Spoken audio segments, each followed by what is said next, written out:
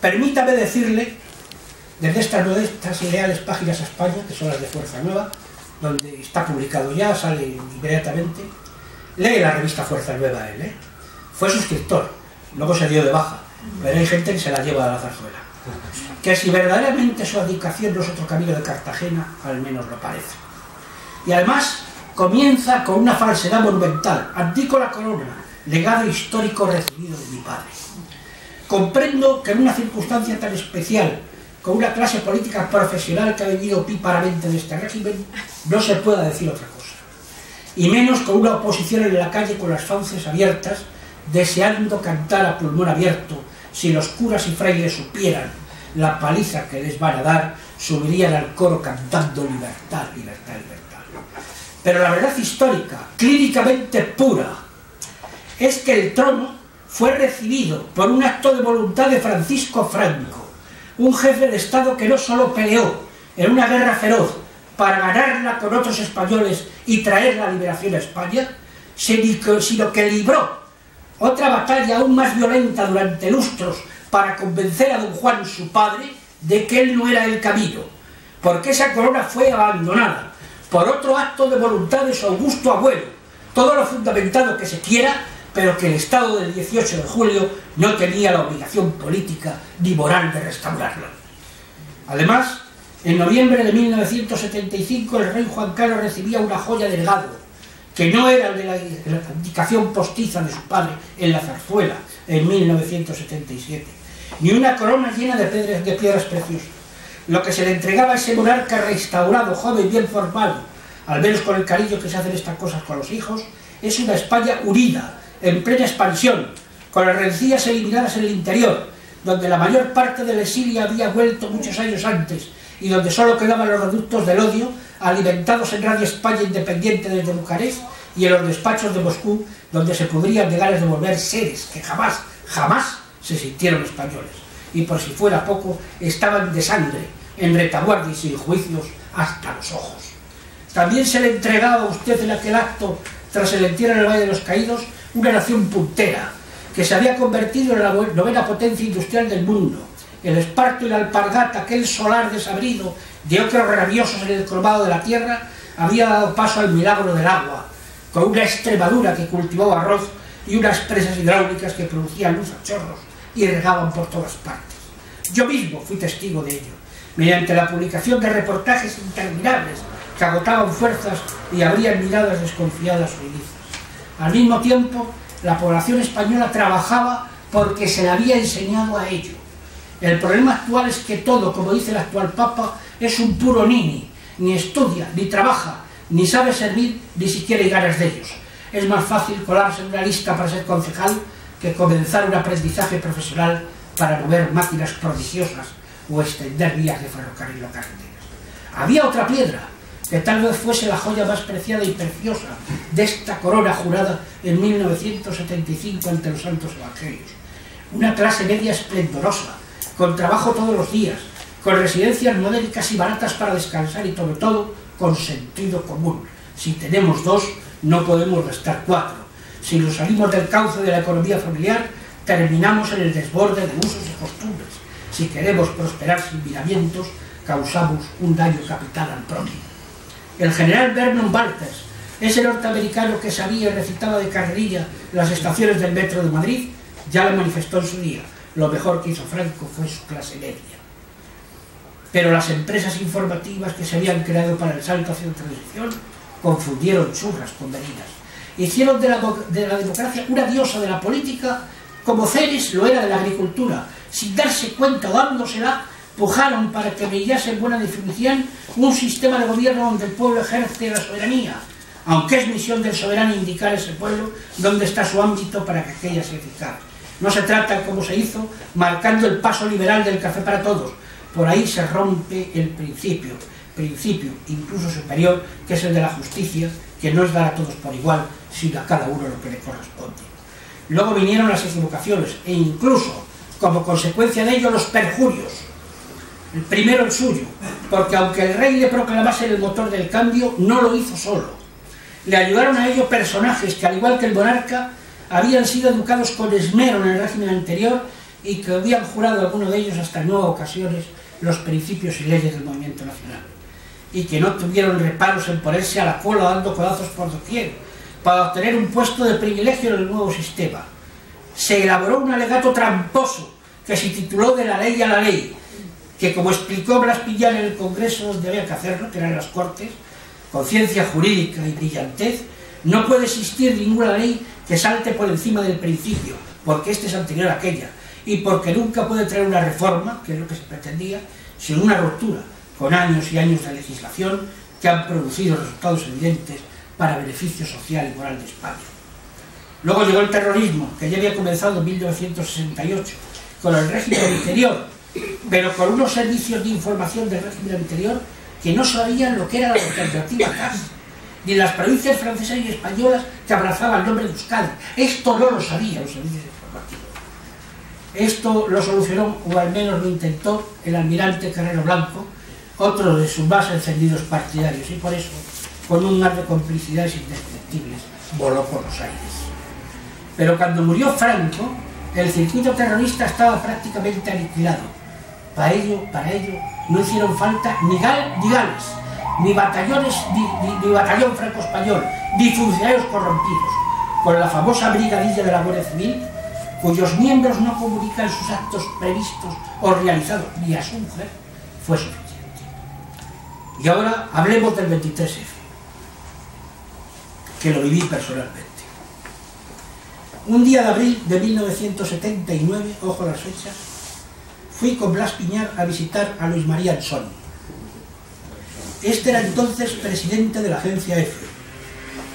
Al fundador de esta revista, quien yo acompañaba, le dijo usted en la zarzuela, un día que le visitamos siendo príncipe y leyendo un texto que seguramente le escribió algún cortesano que usted tenía cerca del más allá de Franco, que no se creyeran él y los que pensaban como él y los grupos políticos adheridos que tenían el monopolio del patriotismo. Aquello fue un golpe bajo,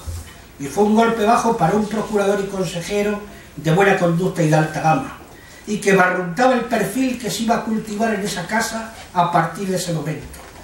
Después, usted, con su campechanía habitual, nos reunió un corrillo informal para romper el hielo producido por aquella expresión y nos dijo que, hombre, tenéis que comprenderlo, es que hasta aquí viene mucha gente hablando mal de Blas Piñar. Pues bien, en la ocasión citada, que en ningún caso tenía un motivo de mentidero político, que fue la visita a Ansón, sino un encuentro profesional promovido por mí y relacionado con una cobertura informativa que íbamos a hacer en América, Ansón, que es periodista bien informado y supongo que bien visto en la zarzuela, y desde luego autor de esa histórica fantasía surrealista del rey Juan III, no tenía ganas de hablar de Hispanoamérica ni de corresponsales, aunque todo hay que decirlo, nos trató bien. Lo que nos dijo, sin venir a cuento ni pedírselo, ni siquiera insinuárselo, estábamos en 1979, porque estaba totalmente ausente de nuestras mentes, es que usted no tenía capacidad por sí mismo para darse cuenta de lo que estaba pasando con el terrorismo, y que tenían que ser militares de toda su confianza los que le pusieran en antecedentes y buscasen soluciones. El presidente de Fuerza y yo nos miramos atónicos ante lo que estábamos oyendo, y no tuvimos ambos la mínima duda, casi 2 años más tarde, de quién había promovido, y sin pararnos en detalles, aquel episodio del Congreso de los Diputados. Ambos también estábamos allí aquella tarde del 23F, y a partir de ese momento nos explicamos a la perfección lo acontecido en origen, aunque no tuviésemos ningún conocimiento previo al desarrollo de los hechos. Por eso tampoco hemos necesitado 33 años para que Plural Urbano nos explicase algunas cosas que yo vi con mis propios ojos a las 12 del mediodía del 24 de febrero de 1981. Adolfo Suárez, con la mandíbula desencajada y el gesto propio de llevar un cuchillo entre los dientes, pasó delante de mí para tomar el coche oficial mientras le decía al conductor, con gesto desesperado y brusco: ¡a la zarzuela! ¡A la zarzuela! No hace falta ser muy intuitivo para imaginar que llevaba colgado el antecedente del general Primo de Rivera. A mí no me borbonea nadie. Pero esta periodista que ha descubierto el Mediterráneo después de 3 décadas y que se sentaba a mi lado en la tribuna de prensa del Congreso, se había quedado tan solo en el general Gabeiras, como misterio y enigma de aquel golpe, cuyo nombre no hacía otra cosa que bascullar con insistencia obsesiva, hablando sola en su pupitre. Yo, señor, estuve con Tejero toda la noche, y como el hombre no salía de su asombro acerca de quién le había metido en ese embrollo, intentó todas las fórmulas para solucionarlo sin extorsión para nadie, entre ellas elaborar una nota a favor de España y de su unidad, de la justicia social y de la persecución del terrorismo hasta el final, y terminaba con un sonoro viva el rey. Esa nota se la di yo a la agencia Europa Press desde las cabinas telefónicas del Congreso, pero la prensa dicta, esta de la que estábamos hablando, que esperaba ver ansiosa y jadeante en el Hotel Palace, no cómo se extirpaba el terrorismo y se protegía la unidad de España, sino cómo se acababa con el golpismo, aunque fuera a tiros y sin piedad, se pasó por el arco del triunfo, perdóneme la licencia, la nota y su autor. Mientras, eso sí, unos energúmenos, puño en alto y dientes de cera, gritaban, repito, puño en alto, gritaban lo mismo que Tejero aquella noche y en aquella nota, viva el rey. Con su aparición en televisión a la 1:14 de la madrugada del día 24 de febrero, una vez que 2 minutos antes hubiera abandonado el general Armada el Palacio del Congreso ante la negativa del teniente coronel de la Guardia Civil de plegarse a sus peticiones, se acabó todo. Y es que este Tejero no estaba allí para defender la monarquía ni la democracia,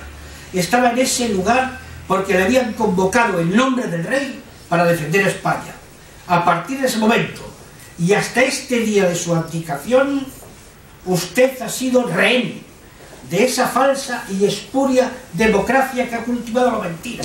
y que le ha perdonado el trono, hasta que ya no le servía para sus fines. Pero se va en mal momento, alimentando una sensación de huida tras un balance que ha arrojado para España la pérdida de todo lo conseguido hasta hoy. Usted no tiene la culpa de lo que haya podido hacer su yerno ni su hija, pero estos, todos, han percibido un clima en los círculos amistosos que les rodea que probablemente haya podido conducir su maquinación al clásico, si lo hacen otros, ¿por qué no puedo hacerlo yo? La actual clase política no ha hecho servidores, ha hecho millonarios, golfos, truanes y de putas, que diría Cervantes en sus páginas gloriosas, bandoleros con trabuco, en versión política que no honran nada, ni padre, ni madre, ni mujer, ni Dios, ni patria, y desde luego pobres por doquier, parados a mansalva, amargados en su vida, y seres que no encuentran maestros ni en la política ni en el espíritu que les haga vivir la alegría y el orgullo de la patria, que dijo José Antonio, dando el máximo ejemplo de verdad política. Y puede que usted,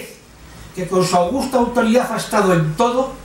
haya sido la primera víctima cuya imagen más expresiva recoge aquella especie de perdón infantil sugerido por haber estado cazando en Botswana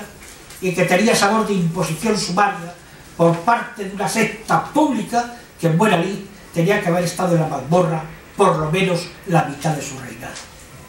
Vienen a cuento las palabras que pronunció el reciente rey Guillermo de Holanda el día de su coronación. Ya sé que la corona, es decir, el rey,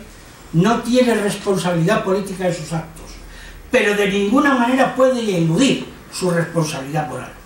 Lo escrito, escrito está, le dijo Pilatos al Sanedrín. Lo hecho, hecho está, le puede decir Juan Carlos I a su pueblo tras 39 años de un trono recibido y cimentado sobre el ejemplo, la sangre, el sacrificio, el martirio, la santidad y el heroísmo de varias generaciones. Efectivamente, lo suyo no ha sido una monarquía.